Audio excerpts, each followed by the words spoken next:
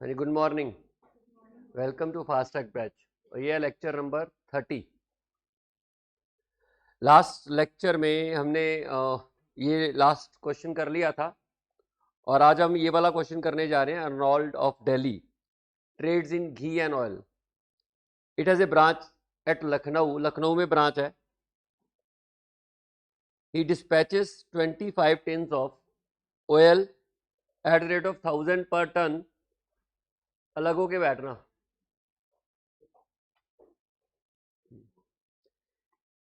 He dispatches 25 tons of oil at 1000 per tin and 15 tins of ghee at 1500 per tin on 1st of every month. The branch incurs some expenditure which is met out of its collection. This is in addition to the expenditure directly paid by the head office.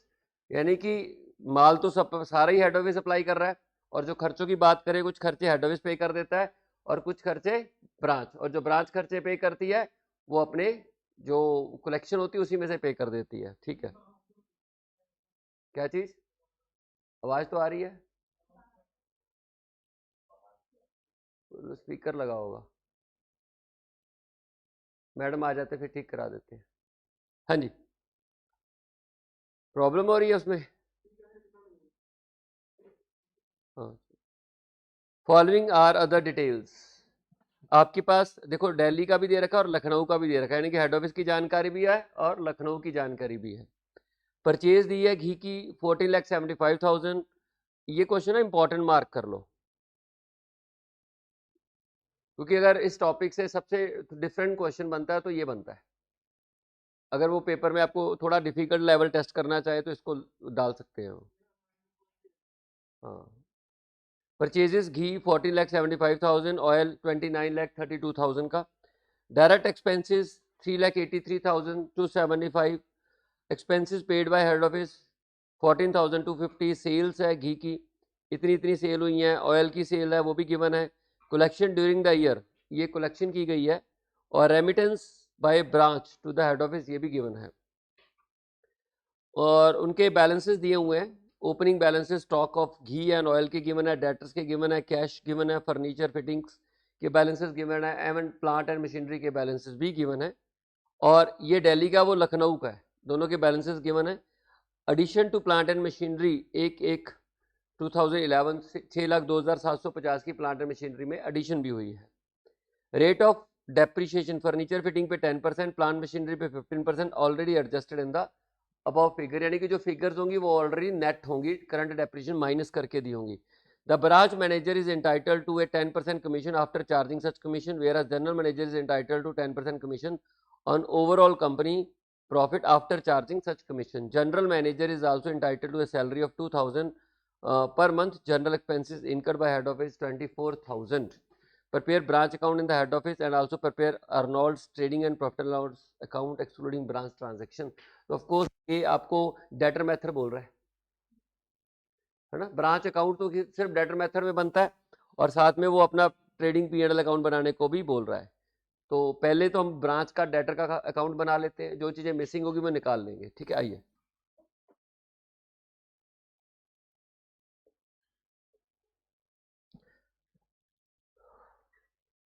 Illustration है आपकी 7।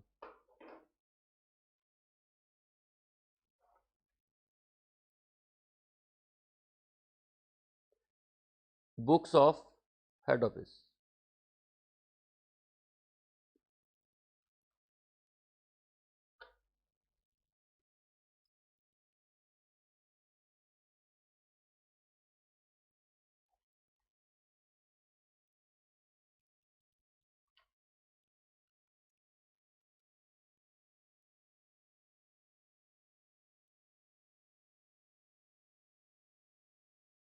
Branch account,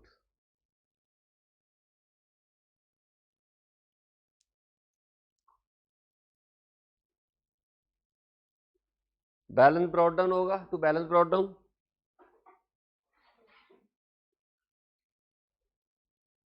सारे balances होंगे। Invoice price पे है, cost price पे है। देखो क्या लिखा है क्वेश्चन में, तो दिया नहीं हुआ उन्होंने। He dispatches 25 tins of oil at ₹1000 per tin and 15 tins of ghee at 1500 per tin on 1st of every month. The branch incurred some expenditure which is met out of its collection. This is in addition to expenditure directly paid by the head office. और purchases वगैरह कुछ भी given नहीं है तो मान के चलेंगे कॉस्ट है, इनवॉइस प्राइस नहीं पता तो हम मान के चल रहे हैं कि हेड ऑफिस जो ब्रांच है वो गुड्स को कॉस्ट पे सप्लाई कर रहा है, ठीक है। बाकी सारी चीज़ें तो गिवन है। ओपनिंग बैलेंस, ब्रांच लखनऊ है कि दिल्ली है? लखनऊ ब्रांच है तो हमारे पास बैलेंस ओपनिंग स्टॉक दिया हुआ है, घी का ऑयल का स्टॉक दिया हुआ है, डेटर्स के ओपनिंग बैलेंस दिए हुए हैं और कैश के बैलेंस दिए हुए हैं, फर्नीचर एंड फिटिंग के ओपनिंग बैलेंस गिवन है, डेटर का क्लोजिंग मिसिंग है, एक तो ये निकालना पड़ेगा। और पहले तो ओपनिंग बैलेंस ब्रॉट डाउन कर लेते हैं। स्टॉक घी का कितना है? 17,000 और ऑयल का 27,000। उसके बाद डेटर्स, हाँ जी क्या 75,750। Then cash in hand 7,540। Then furniture and fittings, हाँ जी 6,250। और बस यही है। क्लोजिंग बैलेंस देख लेते हैं।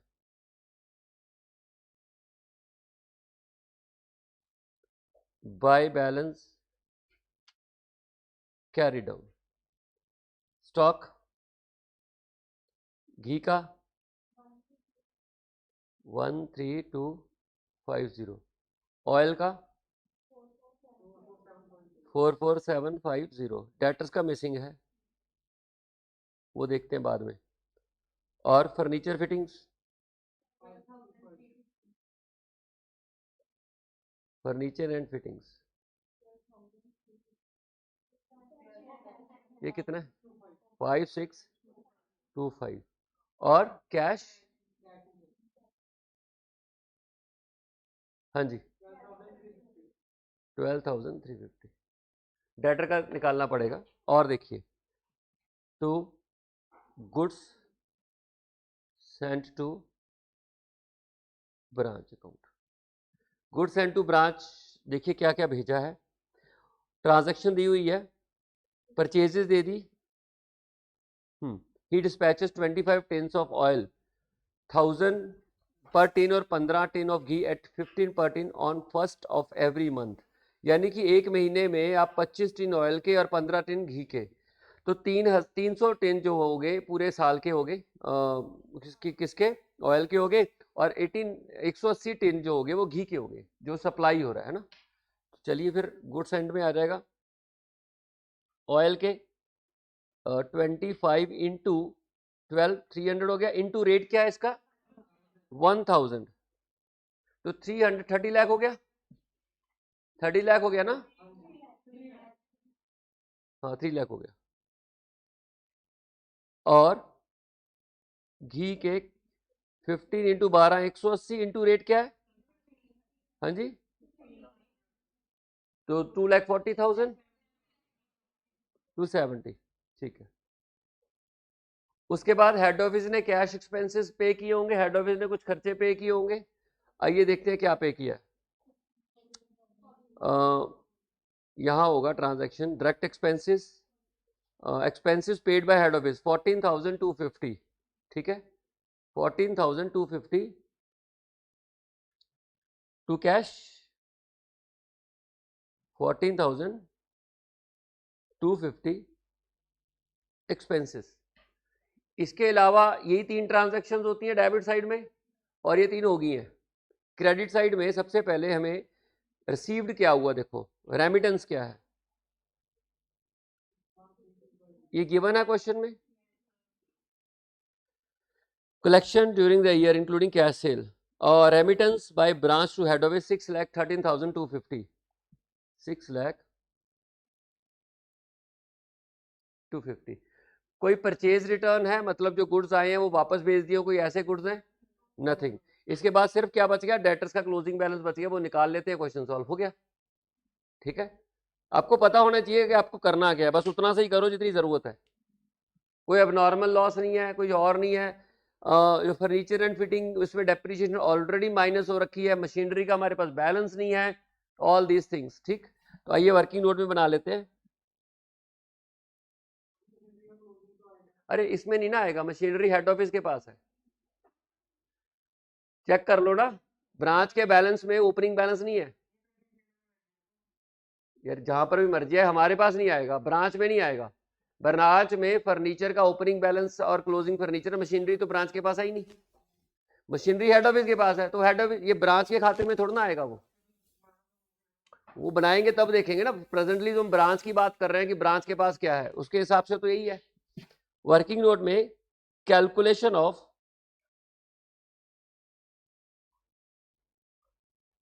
Closing debtors,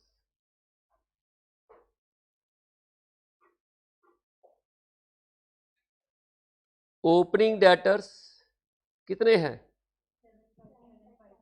75750।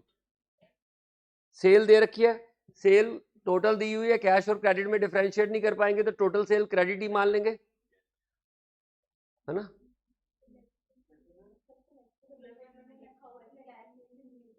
तो कोई बात नहीं, टोटल सेल में से कैश सेल माइनस हो जाएगी तो अपने आप ही बचेगी, उधार सेल बच जाएगी। तो सेल्स क्या है बताइए, ओएल की सेल कितनी है, हाँ जी 315,750,730, और घी की 342,750, लेस कैश सेल, कैश नहीं, कैश सेल दी अलग से, कलेक्शन कलेक्शन, हाँ जी 647,330, कोई बैड डेट्स, कोई सेल रिटर्न, कोई discount, closing debtors 869,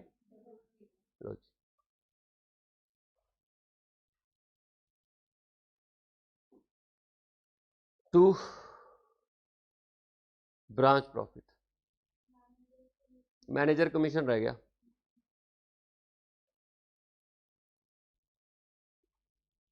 branch manager commission, हाँ जी 10 आफ्टर चार्जिंग सच कमीशन जो आएगा उसका 10/110 कर दीजिए, जो बैलेंस आएगा प्लस माइनस करके उसका 10/110 कर दो।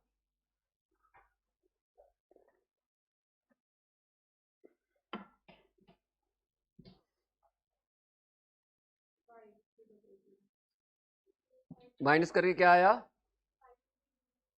53,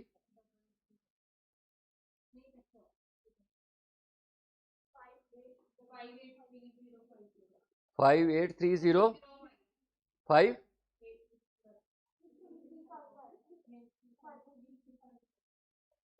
58,335 इंटू 10 बाय कितना, हाँ जी 5303, चेक कर लो आंसर। आपसे सवाल पूछना है मुझे, एक्सपेंस है ना, एक्सपेंस है ये, अगर ये एक्सपेंस है तो आप मेरे को ये बताइए कि ये ब्रांच के डेबिट साइड में क्यों आ रहा है, एक्सपेंस तो आते नहीं है, ब्रांच में एक्सपेंस नहीं आते हैं ना, अरे डेटर खाता है ना, डेटर में जो देंगे वो डेबिट होगा, जो लेंगे वो क्रेडिट होगा, और बैलेंस ओपनिंग क्लोजिंग बैलेंस आ जाएंगे, यही होता है ना डेटर का लॉजिक। तो ओपनिंग में ओपनिंग बैलेंस आ गया, जो दिया वो डेबिट हो गया, जो वापस लिया वो क्रेडिट हो गया, और क्लोजिंग बैलेंस आ गया। ये जो एक्सपेंस है, वैसे तो हम ना बैड डेट डालते हैं ना अकाउंट डालते हैं, ये क्यों हमने डाल दिया, सारे खर्चे हेड नहीं पे करने होते भाई, ये क्यों डाल दिया गया,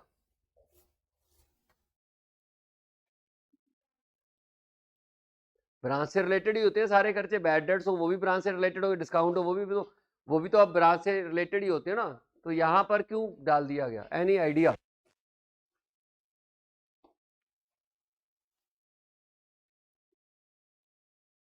इतनी तो उम्मीद थी मुझे कि इतना तो बताओगे।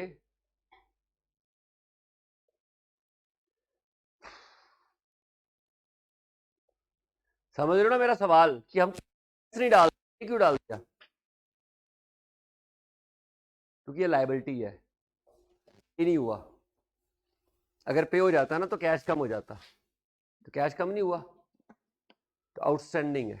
आपको याद है ना जब हम लोगों ने मेन क्लास में फॉर्मेट किए थे तो ओपनिंग क्लोजिंग भी डाला था।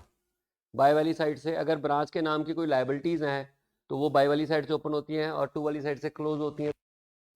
स्टैंडिंग है, पे नहीं ना हुआ। अरे ईयर एंड पे तो निकाला है हमने, पे नहीं ना हुआ। अगर पे हुआ होता तो कैश कम हो जाता ना, ये वाला कैश कम हो जाता तो ऑटोमेटिकली रिकॉर्ड हो जाना था। पे नहीं हुआ, वो लायबिलिटी है, खर्चा नहीं ट्रीट करना, वो आउटस्टैंडिंग है इसलिए वहां आया है। ठीक है, अगर वो पे हो जाता तो ऑटोमेटिकली आपका जो ये वाला क्लोजिंग बैलेंस है ना कैश का, ये कम हो जाता तो बैलेंस नलीफाई हो जाता। वो लायबिलिटी के रूप में आया वहां पर। और ब्रांच में जो लायबिलिटीज होती है ना, हेड ऑफिस की बुक्स में ब्रांच की तरफ से उसकी कोई लायबिलिटीज बनती है तो बाय वाली साइड से ओपन होती है ओपनिंग लायबिलिटीज। जैसे ये डेबिट साइड से ओपन होता है तो ये इसका मतलब होता है कि हेड ऑफिस ने ब्रांच से पैसा लेना है, और लायबिलिटी साइड का ओपनिंग बैलेंस भी हो सकता है ब्रांच का, कि ब्रांच के ब्याह पे हेड ऑफिस ने कुछ पे करना है। तो ओपनिंग बैलेंस बाय वाली साइड होता है और क्लोजिंग बैलेंस वाली साइड होता है लायबिलिटीज का। तो ये लायबिलिटी है और रिकॉर्ड हुआ है। ठीक है, चलते हैं आगे।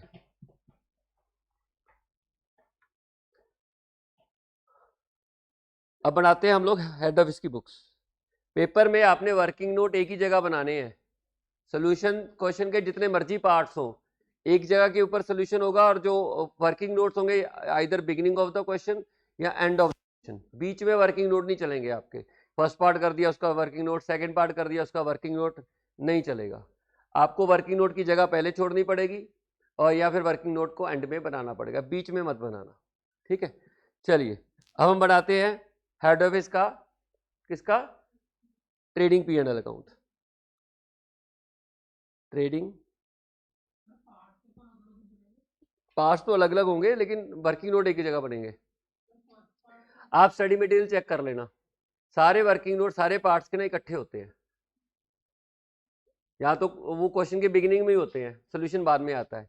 और या अगर सोल्यूशन उन्होंने पहले दिए हुए सारे पार्ट्स के तो वर्किंग नोट पीछे इकट्ठे होते हैं। तो बेटर है कि हम भी वैसे ही करें। हम्म हम्म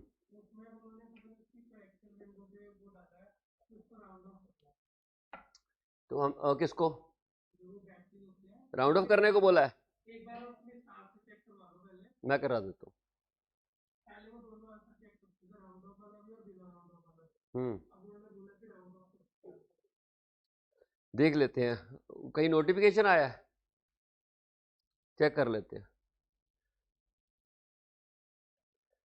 ट्रेडिंग बनाना है,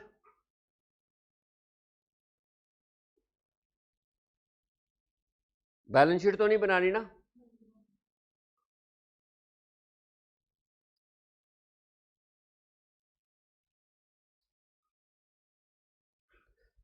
टू ओपनिंग स्टॉक,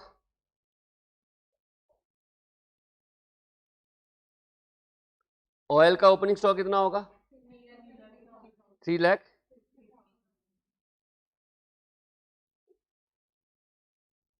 घी का?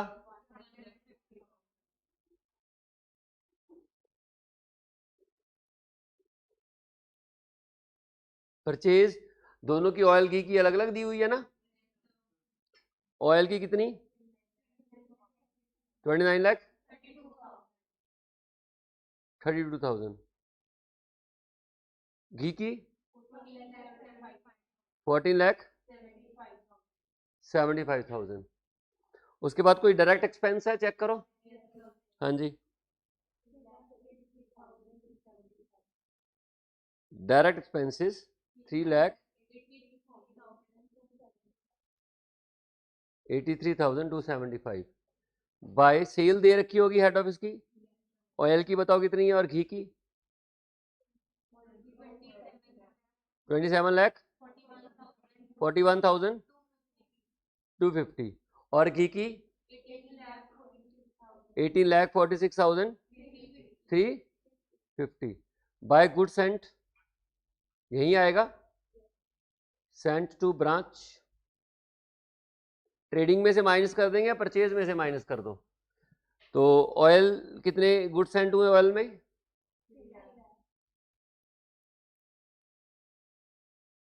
और घी में 2,70,000 बाय क्लोजिंग स्टॉक गिवन है इनका,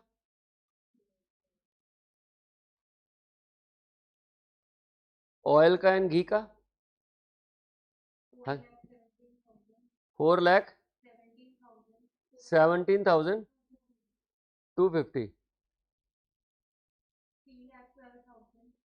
3,12,500 तो जीपी आ गया।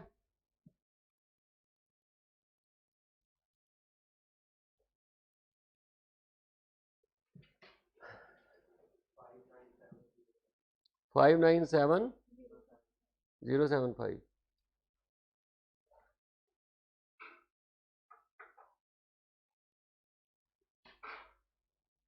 Bye gross profit 5,97,075 expense to वाली साइड में होंगे इनके manager salary 24,000, general expenses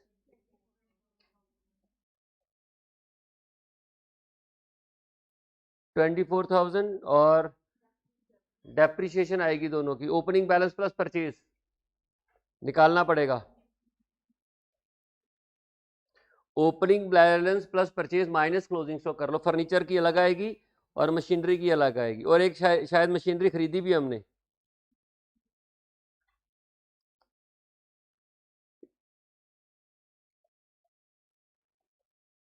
furniture and fittings. Head office का ओपनिंग फर्नीचर फिटिंग और क्लोजिंग फर्नीचर फिटिंग का डिफरेंस ले लो, डेप्रिसिएशन आ जाएगी। Opening furniture fitting and closing furniture fitting का डिफरेंस बताइए कितना,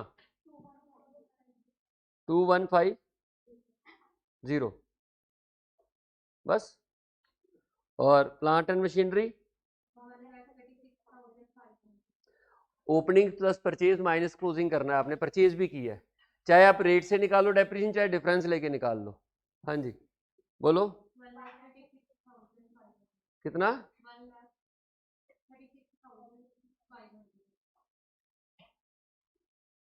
जनरल मैनेजर कमीशन और कोई खर्चा तो नहीं था, वो तो इधर आएगा बाय ब्रांच प्रॉफिट।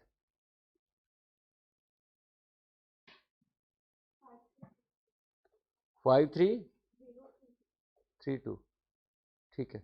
और जनरल मैनेजर कमीशन प्रॉफिट निकालिए, उस पर 10/110 आएगा।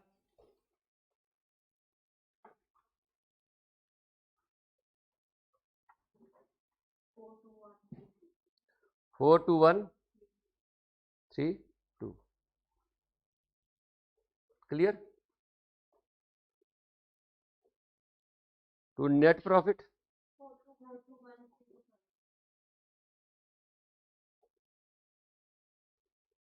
लो जी।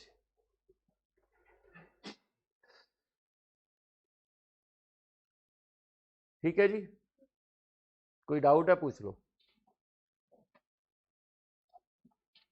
ये जो ये होता है ना एक्सपेंस भी और लायबिलिटी भी है, ये पे नहीं किया होगा तो बैलेंस शीट में लायबिलिटी भी जाएगी।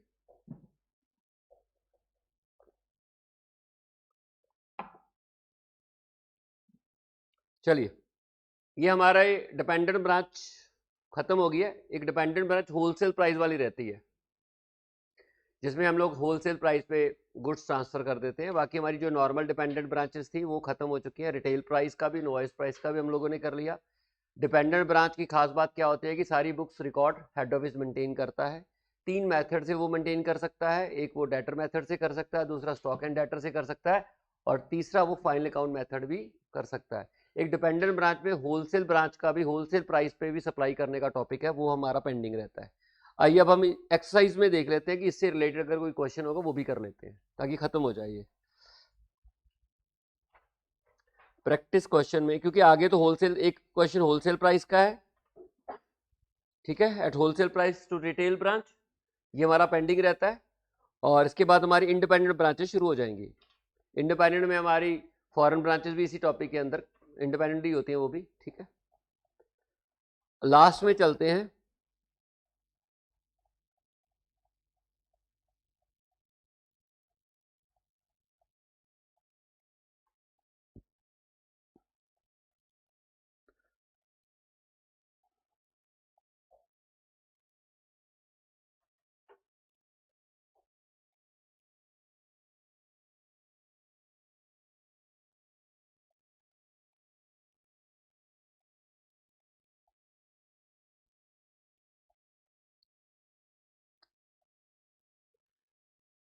ये हमारा पहला क्वेश्चन है। क्या है ये? Goods worth 5000 send by head office but the branch has received till closing date goods worth rupees 40,000, give journal entry in the books of head office and branch. ये तो इंडिपेंडेंट ब्रांच का question है, क्योंकि head office की books में entry पूछी और branch की बुक्स में भी एंट्री पूछी है, तो इसका मतलब ये क्वेश्चन में इंडिपेंडेंट ब्रांचेस है, डिपेंडेंट नहीं है। अगर उन्होंने बोल दिया कि इंडिपेंडेंट ब्रांच में बना दो, मतलब ब्रांच की बुक्स बनाओ, तो इसका मतलब क्या हो गया कि ब्रांच इंडिपेंडेंट है, ठीक है। उसके बाद what is the accounting entry to be pass by branch, ये भी इंडिपेंडेंट का ही हो गया क्वेश्चन, क्योंकि ब्रांच ने एंट्री करनी है, तो ब्रांच ने जब एंट्री करनी है तो इसका मतलब वो इंडिपेंडेंट ब्रांच है, डिपेंडेंट है ही नहीं है। नेक्स्ट, ये भी इंडिपेंडेंट ब्रांच का क्वेश्चन है। नेक्स्ट, ये भी इन द बुक्स ऑफ ब्रांच, ये भी इंडिपेंडेंट ब्रांच का क्वेश्चन है। Next, prepare branch account in the head office books, ठीक है। हेड ऑफिस की बुक्स में अगर ब्रांच अकाउंट बनाना है तो इसका मतलब क्या हो जाता है, इसका मतलब वो आपकी ब्रांच डिपेंडेंट ब्रांच है। तो आइए देखते हैं कौन से मेथड से फॉलो करना है। Wide spread invoices goods to the branch at cost plus 20%, invoice price पे बेचा जा रहा है। The branch sale goods for cash as well as on credit. The branch meet its expenses out of cash collected from debtors and cash sale and remit the balance of cash to head office after withholding 10,000। ये basically वो हो गया ना, petty cash हो गया, impress system हो गया। Necessity for meeting immediate requirement of cash, यानी कि ये क्लोजिंग बैलेंस होगा आपका कैश का, उन्होंने रख लेना है कि भाई अगर इमरजेंसी पड़ी तो हम उसका यूज कर लेंगे। On 31 March 2011 the asset of the branch were as follow, asset दिए गए हैं cash in hand, trade debtors, stock और फर्नीचर, ये ओपनिंग बैलेंस हो गए with branch. During the accounting year ended 31 March 2012 the invoice price of good dispatch by head office to the branch amounting to 1,32 lakh, ये good send किए गए, of course invoice price पर send किए गए हैं। Out of the goods received by branch, branch send back to the head office goods invoice at 72,000, इतने goods वापस कर दिए गए हैं। Other transaction at the branch during the year were as follow, cash sale दे रखी है, credit sale दे रखी है, cash collected by branch from credit customer, cash discount allowed to debtors, return by customers, bad debts return off, expense paid by branch. एक चीज check करो, opening balance सारे गिवन है, क्लोजिंग बैलेंस निकालने पड़ेंगे कई चीजों के। तो on 1st January 2012 the branch purchased new furniture for 1 lakh for which payment was made by head office through a check, ठीक। On 31st March 2012 branch expenses amounting to ₹1,000 were outstanding and cash in hand was again 10,000, वो impress system हो गया। Furniture is subject to depreciation of 16% per annum on diminishing balance method, prepare branch account in the head office books। तो मतलब ये कौन सा method है, debtor method use करने को बोल रहा है। 5 मिनट मैं दूंगा आपको, इस क्वेश्चन को आप सॉल्व करोगे, उसके बाद मैं डिस्कस करूंगा।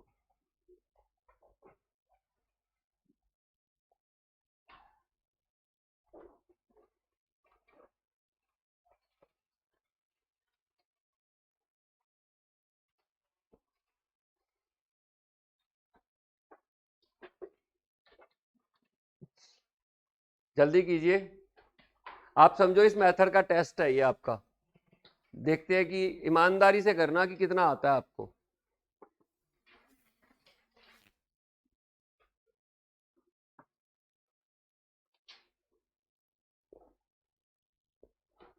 कॉपी ले ले भाई कोई।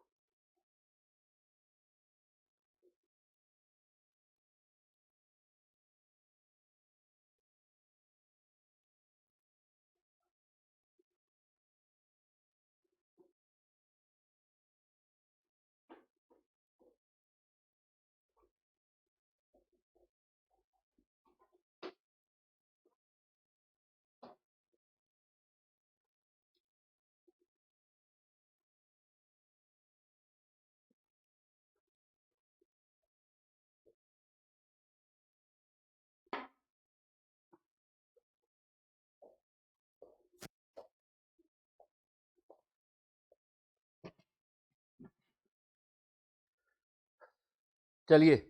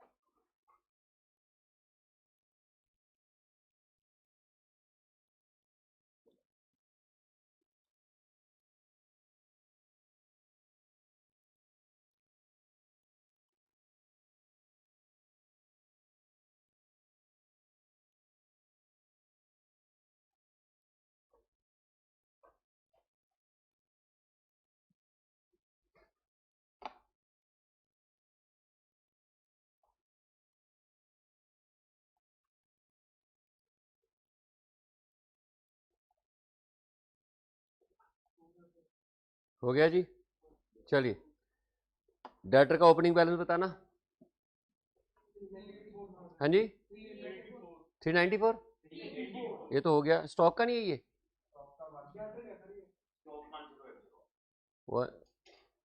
स्टॉक 1080 384 और furniture fitting 1080, furniture fitting 500।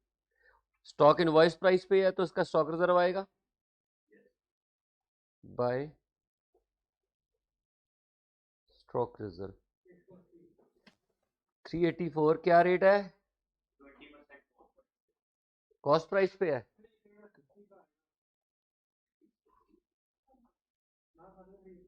Sorry वो नहीं बराबर, गलत लिख दिया था। ठीक 1080 20 बाय 120 180। कोई लाइबिलिटीज भी है ओपनिंग, ठीक है, ब्रांच के नाम की कोई लाइबिलिटी नहीं है, अगर होती तो इधर से बैलेंस ब्रॉट डाउन हो जाता। उसके बाद इन्हीं बैलेंस को क्लोजिंग भी देखते हैं बाय बैलेंस कैरिड डाउन। सबसे पहले कैश इन हैंड, वो तो गिवन ही है। डेटर्स का क्लोजिंग बैलेंस गिवन नहीं है, ठीक है।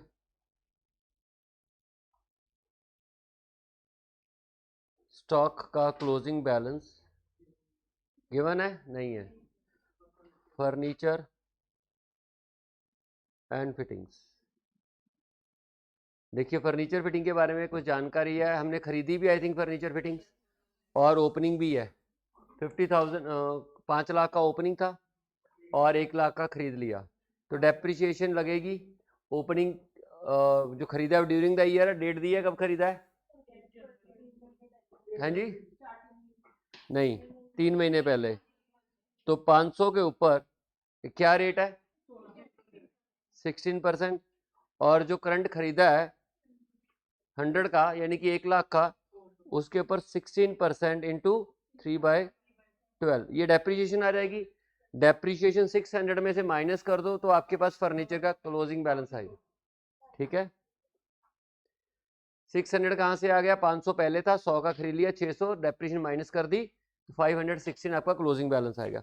स्टॉक एंड डेटर का भी रहता है, बाद में देखते हैं, कैरी डाउन होगी ना, वो देखते हैं, कोई नहीं।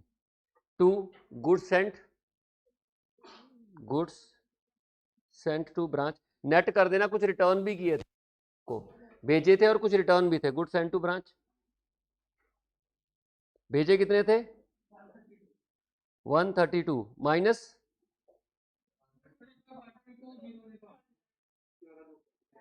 13,200 माइनस 72 बस। और इसका कितना है माइनस करके 13108 128। इसका लोडिंग हटाओगे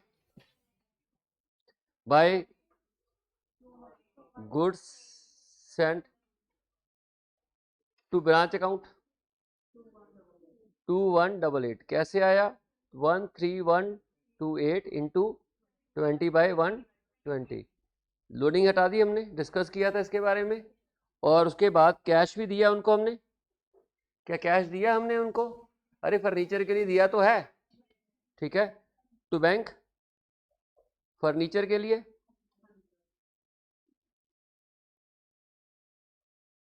ठीक है, 100 के लिए हम लोगों ने फर्नीचर दिया। और कोई हम उसको पेमेंट नहीं करते हैं, चेक कर लो, और कोई पेमेंट नहीं करते, वो सारे खर्चे अपने आप पे करते हैं और माइनस करके बाकी डिस्पैच कर देते हैं, कुछ ऐसा ही है ना। और कोई हम लोगों ने उनको पे नहीं किया, चेक कर लो क्वेश्चन में। इसलिए बोलता हूँ एक ही बार में क्वेश्चन ढंग से पढ़ा करो ताकि याद हो जाए भी क्या है उसमें। उसके बाद इस डेबिट साइड में क्लोजिंग बैलेंस भी दिया हुआ है, लायबिलिटी भी है, ब्रांच के ब्याह पे लायबिलिटी है एक, बताना कितने, ठीक है, आउटस्टैंडिंग लायबिलिटी आएगी यहां पर। उसके बाद क्या पेंडिंग है देखो, हमें कैश की रेमिटेंस नहीं पता, बाय कैश बताओ, गिवन है, निकालना पड़ेगा ना। तो पहले तो आइए निकालते हैं फिर इसको। रेमिटेंस भी नहीं पता हमें, देखो यहां पर मिसिंग है, ये मिसिंग है और ये मिसिंग है, तीन चीजें मिसिंग है हमारे पास, इनको निकालना पड़ेगा हमें। आइए सबसे पहले क्या निकलेगा, रेमिटेंस निकल जाएगी सबसे पहले, रेमिटेंस निकलेगी के क्लोजिंग डेटर निकलेंगे, दोनों निकल जाएंगे, क्लोजिंग डेटर भी निकल जाएगा, वो भी निकल जाएगा, ठीक है। Working note, calculation of cash remitted to head office,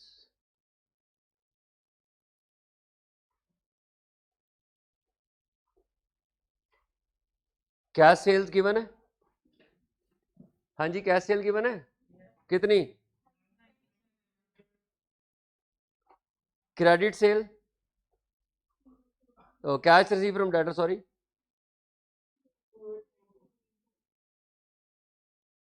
28। हमारे पास इतना पैसा है, ओपनिंग 10,000 क्लोजिंग 10,000 को काउंट करने की जरूरत नहीं, वो तो सेम ही है, ठीक है। तो बताओ जोड़ के कितना आया ये 125, ठीक। कैश रिसीव्ड हो गया लेस एक्सपेंसेस, आपने क्या एक्सपेंसेस पे किए 840, और कुछ तो है नहीं, बाकी सारे का सारा कैश रिमिटेड हो गया। जितने भी उन्होंने एक्सपेंसेस पे किए थे वो काट लिए, एक्सपेंसेस काटने के बाद वट एवर अमाउंट लेफ्ट वो रिमिट कर दिया, ठीक है। और जो फर्नीचर उन्होंने खरीदा उसके लिए बैंक ने उनको हेड ऑफिस ने अलग से पेमेंट की है। ओपनिंग क्लोजिंग बैलेंस सेम है तो उसको रखने की जरूरत नहीं है। ये कितना 11, ये आपके पास आ गया 11,700, कौन सा जी, ओपनिंग भी तो है, ओपनिंग ऐड करोगे 10 माइनस कर दोगे सेम ही तो है, हमने ओपनिंग भी तो नहीं ना लिया, ये देखो जब आपने ओपनिंग नहीं लिया तो क्लोजिंग भी क्यों ले रहे हो, सेम अमाउंट है। तो या तो आप ओपनिंग ऐड करके क्लोजिंग माइनस कर दो, बात तो एक ही आएगी ना, इसलिए नहीं। चलो ये हो गया। उसके बाद डेटर्स की बात करते हैं।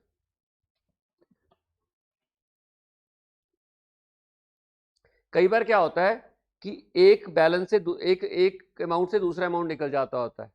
तो मान लीजिए आप डेटर का अकाउंट बना रहे हो तो आपको पता नहीं चल रहा, तो हो सकता है स्टॉक अकाउंट से कोई ऐसी स्टॉक की इंफॉर्मेशन कोई ऐसी मिल जाए कि डेटर का कंप्लीट हो जाए, तो ऐसा हो जाता है। तो बनाओ debtors,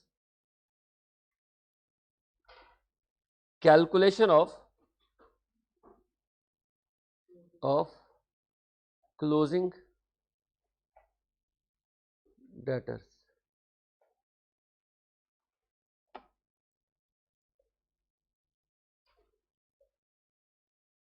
opening debtors,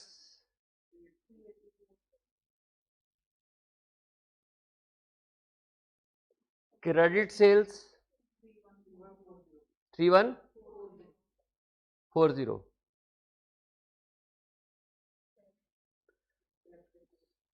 cash collected, हाँ जी 2842, कोई बैड डेट, कोई डिस्काउंट कितना आया माइनस करके, ये लेस डिस्काउंट अलाउड,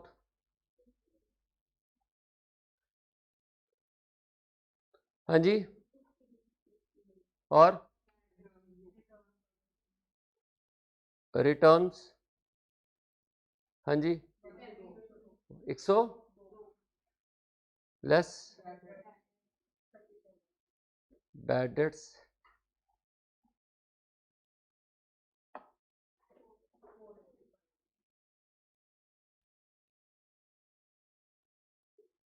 ठीक है जी, ये आपके क्लोजिंग डेटर्स हैं।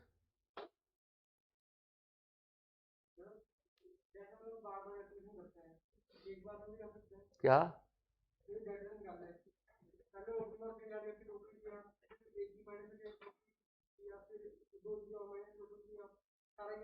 हाँ हाँ, सारे इकट्ठा कर दो, वो तो चलो कोई नहीं, ठीक।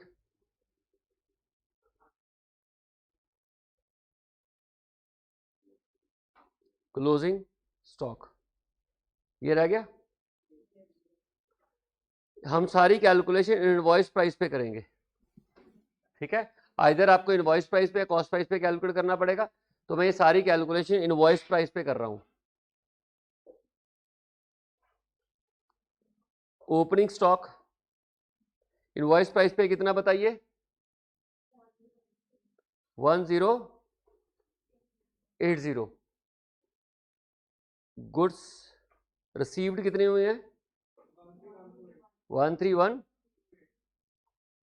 Less cash sales. अब ध्यान देना, मैं मान के चल रहा हूं सारी सेल इनवॉइस प्राइस पर हो रही है, तभी माइनस होगा यहां से, नहीं तो सेल से इनवॉइस प्राइस निकालना पड़ता है तब माइनस होता है, बट यहाँ पे ऐसी कोई जानकारी नहीं है, तो इसका मतलब सारी सेल वो इनवॉइस प्राइस पे कर रहे हैं, अदरवाइज आप स्टॉक निकाल ही नहीं पाओगे अगर आप ये अज्यूम नहीं करोगे। क्या बैलेंसिंग फिगर, प्रॉफिट नहीं पता, बैलेंसिंग फिगर कैसे निकल जाएगी, और दूसरी बात है स्टॉक भी तो नहीं पता, ठीक है। तो हमें पता नहीं है, तो हम मान के चल रहे हैं कि सारी की सारी सेल जो है वो इनवॉइस प्राइस पर हो रही है, तो बताइए कितनी हो रही है सेल, कैश सेल, हाँ जी माइनस, गलती मत कर देना कि सर ने तो वो सेल भी माइनस कर दी थी, सेल यहाँ इसलिए माइनस हो रही है कि वो सारी इनवॉइस प्राइस पर हो रही है, ऐसा अज्यूम कर रहे हैं हम लोग। अगर आपने ओपनिंग स्टॉक में इनवॉइस प्राइस लिया है, परचेज में इनवॉइस प्राइस लिया है, जो गुड्स रिसीव हुए हैं, तो सेल में का भी इनवॉइस प्राइस ही माइनस होना चाहिए, याद रखना इस चीज को। क्रेडिट सेल का भी इनवॉइस प्राइस ही माइनस होएगा, ये भी हम इनवॉइस प्राइस पर ही मान के चल रहे हैं कि ये भी इनवॉइस प्राइस पर है, बताइए 31, उसके बाद कोई नॉर्मल लॉस, कोई अबनॉर्मल लॉस, कोई लॉस, बस, हाँ जी, अच्छा रिटर्न, ये भी इनवॉइस प्राइस 102, बताओ कितना, कस्टमर ने रिटर्न किया, अच्छा कस्टमर ने रिटर्न किया तो वापस आ गया, और हमने भी तो रिटर्न किए हैं, अच्छा नेट ले लिए वो तो, ना नेट ले लिया, हाँ जी इनवॉइस प्राइस पे बताया ना 14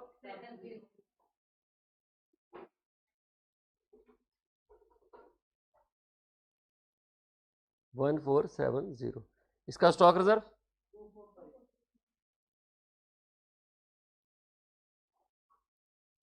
1470 इंटू 21/20 245 टू ब्रांच प्रॉफिट,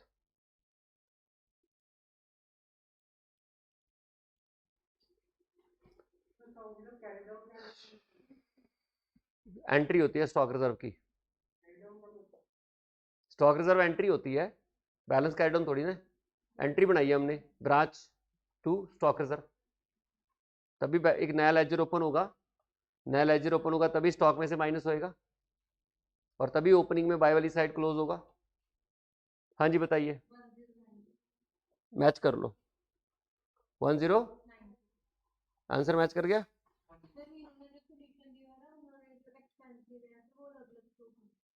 कौन से एक्सपेंसेस, कहाँ दिखाए हैं? आपका आंसर मैच कर गया, बस ठीक है ना। तो हमने एक ही सिस्टम फॉलो करना है, वो कुछ नहीं है। ब्रांच का प्रॉफिट हो गया ना, इनवॉइस प्राइस का इफेक्ट खत्म तो कर रहे हैं हम लोग साथ साथ। जब 2 वाली साइड में ओपनिंग स्टॉक आया, बाय वाली साइड में उसका प्रॉफिट वाला डाल दिया, कॉस्ट आ गई। गुड रिसीव्ड हुआ इनवॉइस प्राइस पे, बाय वाली साइड में उसका इनवॉइस प्राइस डाल दिया, नेट हो गया। तो जब सेल बाय वाली साइड में प्रॉफिट पे रिकॉर्ड हो रही है और खर्चे नेट पर आ रहे हैं, कॉस्ट पर आ रहे हैं, तो ऑटोमेटिकली प्रॉफिट होगा, ब्रांच को प्रॉफिट होगा।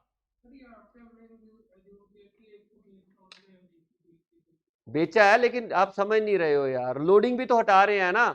वो जो एंट्रीज का इफेक्ट है, हम लोडिंग का इफेक्ट खत्म भी तो कर रहे हैं साथ साथ पैरेलल। आपके पास ओपनिंग स्टॉक आता है, उसका स्टॉक रिजर्व क्यों रिकॉर्ड कर रहे हो? 100 की 120 की चीज डेबिट साइड में आई, 20 रुपए इधर डाल तो दिए, कॉस्ट कितने की रहेगी? 100 की। गुड्स रिसीव भी अगर 1200 के आए तो 200 बाय वाली साइड डाल के उसको 100 का ही बना रहे हैं ना, तो कॉस्ट रिकॉर्ड हो रही है, हम लोडिंग का इफेक्ट साथ के साथ हटा रहे हैं। तो जब सेल इनवॉइस प्राइस पे और खर्चे कॉस्ट पे होंगे तो ऑटोमेटिकली प्रॉफिट आएगा। चलिए और देखते हैं कौन सा क्वेश्चन है इससे जुड़ा हुआ। तो ये वाला क्वेश्चन हमारा हो गया फोर्थ नहीं थर्ड हुआ ना, फिफ्थ हो गया। Sixth, pass journal entry in the books of head office and to incorporate independent branch.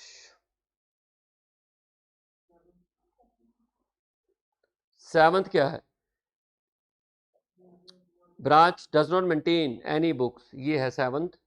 और सेवंथ के बाद eighth prepare trading and profit and loss account of head office and branch.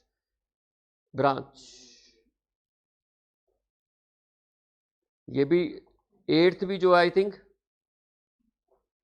Wholesale price वाला है, wholesale price वाला भी करना है हमने, होलसेल प्राइस वाला भी टॉपिक करना है। और नाइन्थ इंडिपेंडेंट ब्रांच,